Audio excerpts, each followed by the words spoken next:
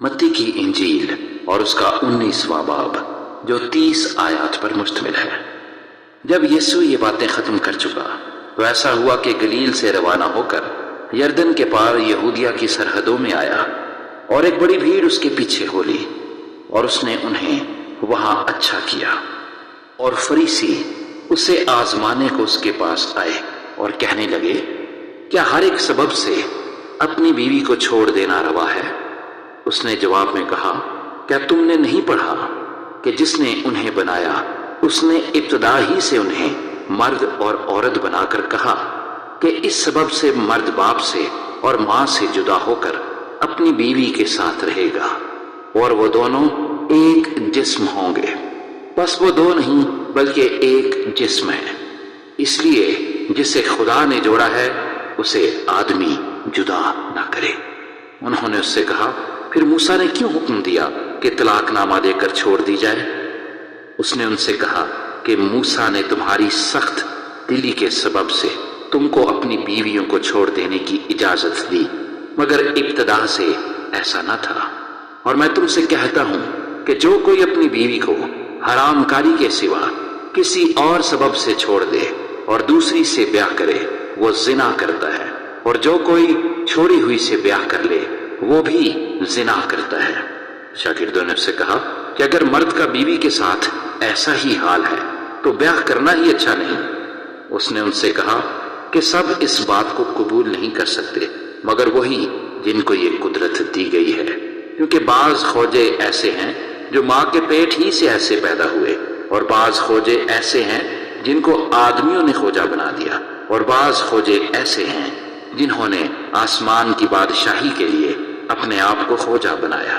جو قبول کر سکتا ہے وہ قبول کرے۔ اس وقت لوگ بچوں کو اس کے پاس لائے تاکہ وہ ان پر ہاتھ رکھے اور دعا دے، مگر شاگردوں نے انہیں جھڑکا۔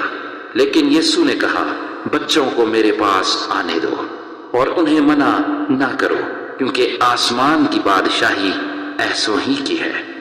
اور وہ ان پر ہاتھ رکھ کر وہاں سے چلا گیا۔ اور دیکھو، ایک شخص نے پاس آ کر اس سے کہا، اے استاد، میں کون سی نیکی کروں تاکہ ہمیشہ کی زندگی پاؤں؟ اس نے اس سے کہا کہ تو مجھ سے نیکی کی بابت کیوں پوچھتا ہے؟ نیک تو ایک ہی ہے، لیکن اگر تو زندگی میں داخل ہونا چاہتا ہے تو حکموں پر عمل کر۔ اس نے اس سے کہا، کون سے حکموں پر؟ یسوع نے کہا، یہ کہ خون نہ کر، زنا نہ کر، چوری نہ کر، جھوٹی گواہی نہ دے، اپنے باپ کی اور ماں کی عزت کر، اور اپنے پڑوسی سے اپنی مانند محبت رکھ۔ اس جوان نے اس سے کہا کہ میں نے ان سب پر عمل کیا ہے، اب مجھ میں کس بات کی کمی ہے؟ یسوع نے اس سے کہا، اگر تو کامل ہونا چاہتا ہے تو جا، اپنا مال و اسباب بیچ کر غریبوں کو دے، تجھے آسمان پر خزانہ ملے گا، اور آ کر میرے پیچھے ہو لے۔